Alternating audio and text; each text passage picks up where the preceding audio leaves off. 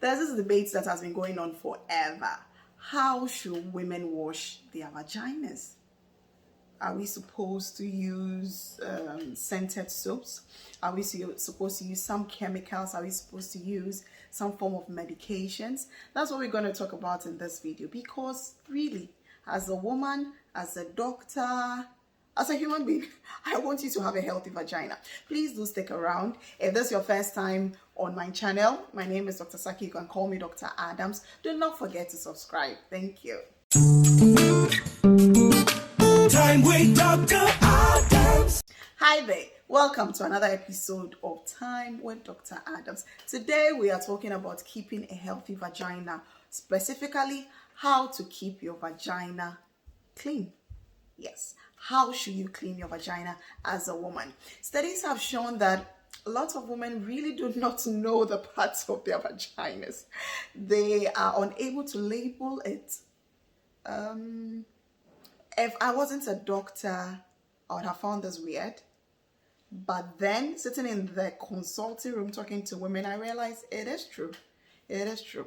It's like we've kind of idolized the vagina, and people are shy of it and are almost afraid of the vagina. I tell people, if you are so confused about your vagina, just take a mirror. When you are alone in your room, women, take a mirror, put it down, and look at your vagina. Yes, familiarize with it. Know which part is which part. Yes, I'm going to put a picture there so that you're able to tell and label it and know what exactly you are calling a vagina. What we usually call vaginas, aren't vaginas, that's your vulva. Most women, what they will say, oh, my vagina is itchy, they actually mean that my vulva is itchy. So when you look at the vagina, if you take a mirror or if you're looking at the picture, you can Google this. All right. Usually we have these folds covering it. That's the vulva. We have the lips, the majora, labia majora, and then when you open the bigger lips, there is this thin fold, inner lips as well. That's the labia minora. Okay, so there's a bigger one. It's like a flower, uncovering a flower or even an onion. So this, when you open it, just part it just a bit. There is these tiny ones as well before you see the opening of the vagina. So I want you to imagine like a pear. You know, when we are cutting pears, we make this design and you take the first part out. So this, you open slightly, there's a little one, and then there is an inner one. The vagina actually starts from the lips or the tips of your uterus, which we call the cervix, all the way out. So it's a muscular tube and is able to expand. It's usually kind of collapsed like this, and it makes way for things to enter or for things to come out. For example, a baby, it's like a pathway for the baby to come outside. It's also a pathway for your vaginal secretions or your menstrual periods to come out. It also is an opening to receive the penis or any medical instruments if we are doing an examination. So it is a pathway. All right. So now we've been able to tell what our vulva is, which usually people call vaginas. It is not. We've been able to differentiate between the vulva and the vagina, which is an opening. All right. When you go just the vulva, just above it is our urethra. Surprise, surprise, surprise. Some people think urine comes from our vaginas. They don't. We don't urinate from our vaginas, please. We urinate from the urethra. It's just above the big vulva or the bigger lips. It's just above it. That's where our urine comes from. All right. So then one might say, why should we wash our vulva, not the vagina? We don't need to wash the vagina. I repeat. We do not need to wash our vaginas, but then we need to wash our vulva. Why? Because the vulva, just above it, is what we call the mons pubis, right? The meat pie shape. Please. It contains sweat glands. We also have hair there, and everywhere there's hair, you can have scent. Just imagine even your armpit, when you start growing your friend saying creamy, those tiny, tiny, tiny hairs, it starts giving off some scent. So our vulvas are usually covered. You're wearing a pant, probably you're also wearing an undershirt, and then your main clothing. That's 3. So the place is warm, it's covered, there's hair there, So obviously the sweat glands are going to produce sweat, and then you have some bit of scent there.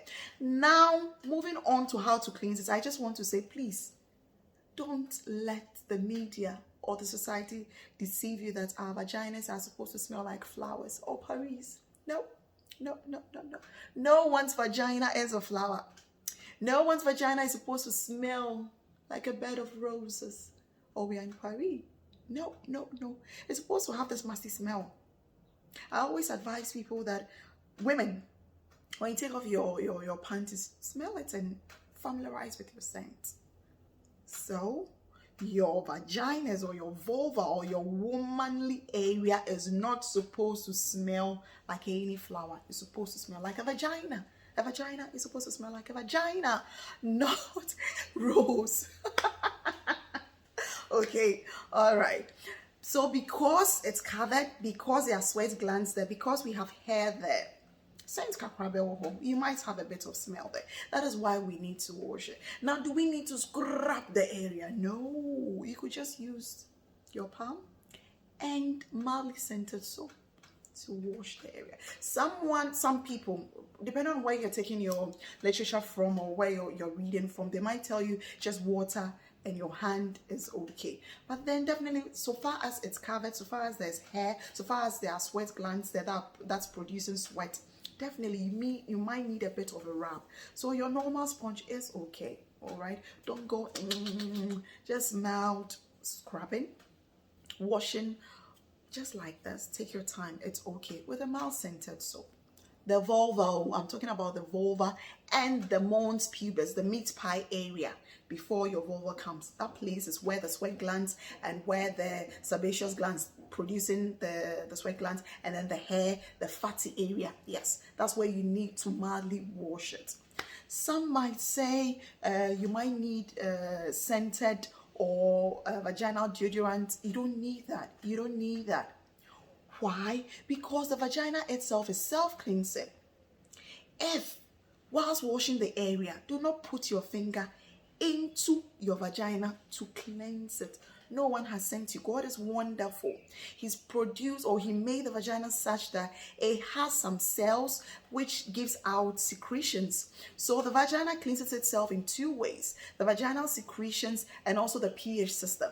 The pH system of the vagina is acidic, so it's able to fight off some form of bacteria, viruses, and infections. The ecosystem or the world created is such that it's supposed to be acidic, so to protect you. So stop putting things in there. Stop putting spices in there. Stop putting flowery things in there to make it smell nice. No, it's not supposed to do so. So the vagina protects itself two ways: secretions and the pH system. Leave it at that. When you are in your menses, the lining sheds off, it comes out as blood. When you're not in your menses, the vagina itself cleanses itself through the secretions. So there's no way or there's no need for you to put your finger up there and do no. Just washing your mons pubis, that's a meaty, fatty area. Yeah, meat pie area, and then your vulva lightly is okay. So what are some of the things that we can do to keep the place smelling musty or keeping it at its original scent? 1, eating a well-balanced diet. 2, staying hydrated, because staying hydrated, if you just imagine the place has so much covering and you're also dehydrated, of course it's going to smell bad. Making sure that you do not abuse antibiotics, because when you abuse antibiotics, it's going to kill the good bacteria and the bad bacteria there. Now you have some form of good bacteria in your vagina. The antibiotic doesn't know, it's going to just mascata everything, which isn't good. So do not abuse antibiotics. Make sure that if you have underlying conditions such as diabetes, so you are on the right medications. I also love Greek yogurt. I really tell my patient that you can buy Greek yogurt and eat it. All right. I hope I've answered our questions. No douching, no putting your fingers there, no need for spices. It's not a piece of meat that you need to spice and eat, barbecue. Don't do that. If you have any vaginal infections, just go see your doctor and be treated right. Stop going on social media to ask questions. My vagina has this has happened, what should I do? Go and see a doctor so that you will be rightly treated. All right. I hope I've answered all our questions. If you have any more questions, please let me know in the comment section below. Our vaginas are precious. They need to be healthy. Please, please, please, please. And do not forget to also wear breathable panties. I almost forgot. Breathable panties. And aluminium pants. Breathable panties. Some might say when they are going to bed, they do sleep antipay. It's your choice, it's your life, it's your vagina, it's your choice. You want to sleep antipay, that is pantyless when you are sleeping, that is okay, because the place needs to breathe. One more thing I want to add is when you buy new sets of panties, please wash them, because remember, you are not the only one who went to see the panties. A lot of people have touched it. It's been through a lot of process, so wash it before you wear it. Let's keep our vaginas clean. Thank you. Bye. Don't forget to subscribe. Time with Dr.